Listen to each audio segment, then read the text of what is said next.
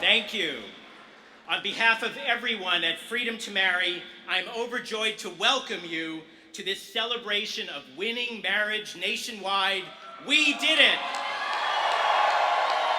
Love won. America won. We all won. On the day of the victory, and ever since, I've felt the love, a flood of messages, email, texts, tweets, and posts, and among them were 2 phone calls that deeply moved me. That first call came from the special guest I am here to introduce right now.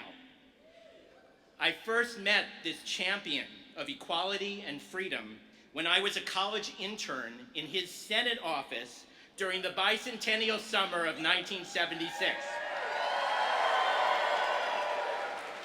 I had more hair then, and no comment.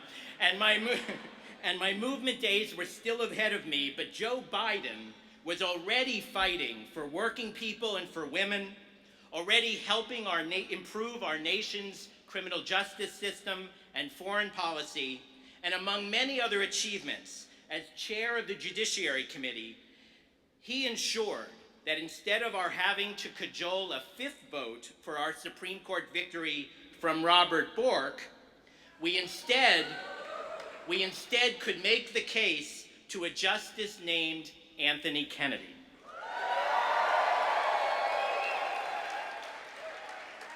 My heart swelled with pride when the Vice President spoke out on Meet the Press in support of the Freedom to Marry before his re-election. His passionate commitment to our cause of winning marriage nationwide has been, how can I say this, a big deal. So to kick off this Freedom to Marry celebration, please welcome the Vice President of the United States, my old boss, Joe Biden. Let me begin by saying I take full credit for Evan. Evan, you've done an incredible job. You really have. And not only your passion, but your incredible intellect and your tactical and strategic capability. I mean, it's wonderful to show up at a place that's happy to be going out of business. This has been a heroic battle, but it's been based on a very simple proposition. Best expressed, at least to me, by my dad when I was a 17-year-old kid. My dad was one of those, as the Irish say, the highest compliment you give someone is he was a good man. My dad was a good and decent man. And I learned early on I didn't like digging ditches in the summer with construction crews, so I became a lifeguard. And, but they paid a lot more money. I was in the county system, in the county pool, and they paid more money in the city. And so my dad, on the way to his job in the morning, my dad pulled up to let me run out and get an application for this job in the city, and then I was going to drive him to work and drive myself home.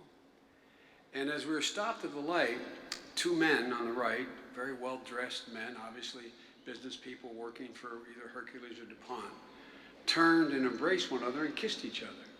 And they went their separate ways. I'll never forget, I turned and looked at my dad, just looked at him. And I'll never forget what he said. He said, Joey, they love each other. It's simple. They love They love each other. It's simple. That's what this has been all about from the beginning. It's never been that complicated for me because of the parents who raised me. That's why I didn't have any problem. I had some political problem, but I didn't have any problem.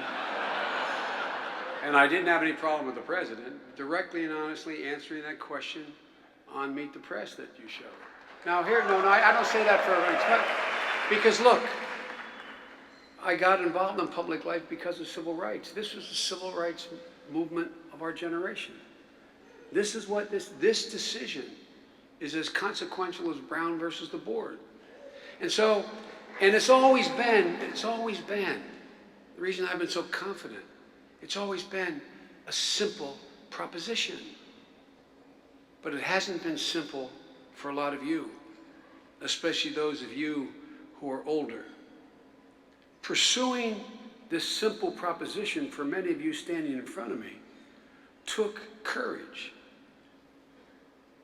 It took moral courage, but it took physical courage. Physical courage. As you came out and stood up and made your case, unlike me, you risked a great deal. I risked nothing holding this position I have had for so many years. In 1983, there was a Harvard Law essay making the constitutional case for marriage equality, written by a young man who wrote, and I want to quote, he said, "Human rights illuminate and radiate from the Constitution, shedding light on the central human values of freedom and equality." That was the basis upon which I took on Judge Bork. And no, let me explain, because it's an important proposition. Judge Bork and many conservatives, justices, he was a brilliant man, and a brilliant judge, and a brilliant professor. But he believed there was no such thing as any unenumerated right in the Constitution, unless it was stated in the Constitution. It did not exist as a constitutionally protected right. And I remember the opening exchange he and I had. I hadn't thought about it till I saw your comments. We started the debate in the opening round, and I said, "Judge Bork, I'm going to characterize your position on constitutional interpretation, and you tell me if I'm wrong." And I said, "You believe all the rights I have as an American, a human being, emanate from the Constitution. And if they are not stated, I do not possess that right." And he said, "That's right." And I said, "Well, I believe I have certain inalienable rights merely because I'm a child of God, just because I exist. The government has given me nothing. Given me nothing. They've just guaranteed to protect what I'm guaranteed as a human being to have. All human rights illuminate and radiate from the Constitution." That's what this is all about. These were not words from an illustrious Supreme Court Chief Justice. These are the words of your institution's founder. These are the words written by Evan Wolfson when he was in law school.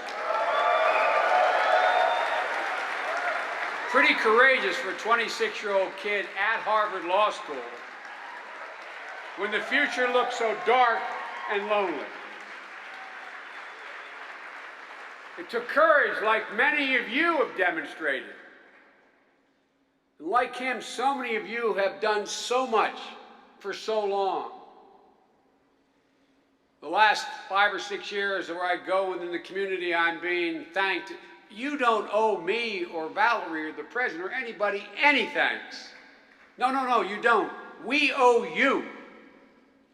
It's hard for me to imagine the sense of accomplishment you must feel.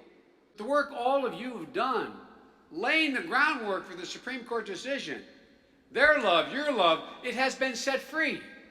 It has been set free like it never has before in America. In fact, the court had no choice, in my view, based on an accurate reading of the Constitution, but it also had no choice because the social mores of the country support the position you've taken.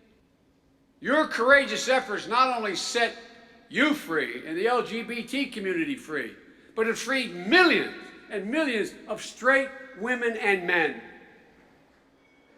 As Valerie and others can tell you, and I think Evan can tell you, I believe from the beginning, not only did this social disapprobation of society keep so many in the LGBT community from coming forward, it also intimidated millions of straight people who didn't have a homophobic bone in their body. But now they're free as well. They didn't have the courage you had, but they are free as well. And as you know better than anyone, although this is a gigantic step toward equality, there are still many more steps that we have to take and so much more to do.